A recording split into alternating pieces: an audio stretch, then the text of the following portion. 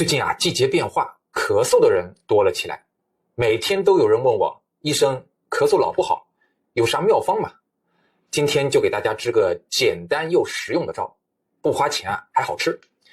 第一呢，干咳没痰咋整？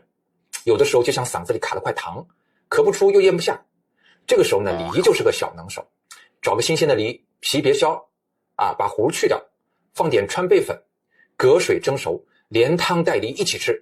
这个时候就像给嗓子洗了个澡，又润又舒服。第二种呢，如果痰多咋办？要是你一躺下就痰涌如潮，这个时候梨还能发挥作用。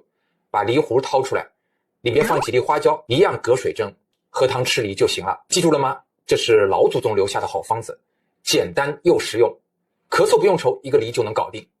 关注我，我是李医生，带你学习健康知识。